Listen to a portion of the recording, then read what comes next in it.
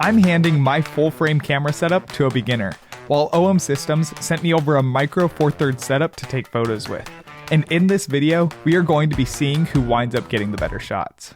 Last year, I challenged my cousin to a shootout, giving him a $7,000 camera while I was using a $1,000 camera. In that video, we learned that money helps, but money isn't everything. And so today we're out here to see if MFT or full frame gear really matters. Full frame has some beautiful advantages to it, like noise control and higher resolution often. However, Micro Four Thirds is known to be light, compact, and affordable. So with the price difference in mind, how does Micro Four Thirds truly compare? And does it come down more to the photographer or the gear? For our first subjects, we worked on capturing 2 goals out on the shoreline around the rock. However, these opportunities felt a little basic, and with the dense fog, it was hard for either of us to get a good shot. So we decided to walk back around to a new location, when we bumped into a great blue heron hunting down on the rocky shoreline below us. We both worked on using the foreground to give more composition and framing to our subjects, but while these shots turned out decent, I still felt like they were missing a proper subject engagement in them. On a side note, I was super proud of my cousin for choosing to use foreground in an image like this.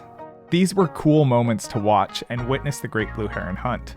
As we were waiting around here, a black-crowned night heron flew right by us to land right up the rocky shoreline while munching on a fish. This was more exciting to me since I don't get to see these guys very much. After not finding a good angle from our higher vantage point, I decided to scurry down to a more eye-level location with the bird. Aaron stayed up top trying to use a sign in the foreground to give a frame, while I tried isolating the head of the night heron by using a rock in the foreground and behind it in a low-key style image. I also tried getting an eye-level shot that gives perspective of the ocean and the rocky shoreline behind him. These wound up being my favorite of the day so far, and I love the beautiful long feathers streaming behind the night heron's head. Not gonna lie, it hasn't been as big of an adjustment as I expected, switching from full frame back to MFT, but it does help with the fact that OM Systems literally sent me their best camera available alongside one of their best 2 wildlife lenses. This is a 300mm f4 lens, which winds up being a 600mm full frame equivalent.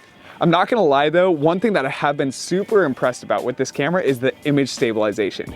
It's phenomenal and possibly some of the best that I have ever tested, if not the very best. While I was off photographing this night heron, Aaron relocated to try and capture some shots unique of his own, like with a cormorant out in the distance. But after working on it for a few minutes, he came up empty without a shot that he really liked. Moments later, as we were walking across a parking lot to a different section of shoreline, Aaron did get some of what he described as his favorite shots, which were of a gull doing yoga poses and a few gulls lined up in a row for a unique composition. We relocated ourselves to a new section of the shoreline and found a willet to photograph. I was excited about this guy, as I had never gotten the opportunity to photograph one before. But my excitement quickly turned into sadness as I noticed that the willet had a mangled leg and was clearly in a lot of pain. We made sure to keep a comfortable distance as to not stress out the bird anymore and let it come to us. As it hobbled its way in our direction, we both captured images that were beautiful, representing the strength of this willet and so many other birds that have to push through the hardships just in order to survive. You can see in Aaron and I's shots here how much of a difference something like being perfectly ground level can make when capturing a bird. Most likely, this bird was also feeding a nest of chicks as we saw it fly up and down from the dunes multiple times, bringing food back and forth. What a resilient parent. So you might be wondering why full frame versus MFT even matters. Well, in simple terms, think of the sensor size differences. Full frame has a larger sensor while Micro Four Thirds has roughly half the sensor size as a full frame camera. On a larger full frame sensor, you're able to fit in more pixels into a larger amount of space and less pixels into a smaller, more compact space like the Micro Four Thirds camera. This leads to more resolution, often in full frame cameras, but also in better low light control and noise capabilities. However, on a Micro Four Thirds camera, because the sensor size is smaller, it's often more affordable and leads to smaller glass, leading to a more affordable lens as well, a lighter and more compact system.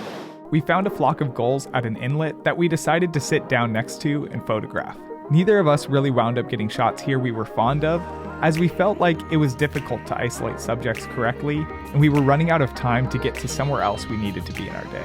So, Aaron, I know that you don't often shoot wildlife, but you do use a Micro Four Thirds camera for fun, as like a hobby.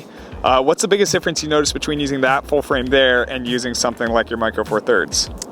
I noticed that I'm a lot more confident shooting in this, and I can be more free with my shots and not worry as much, especially because of the resolution.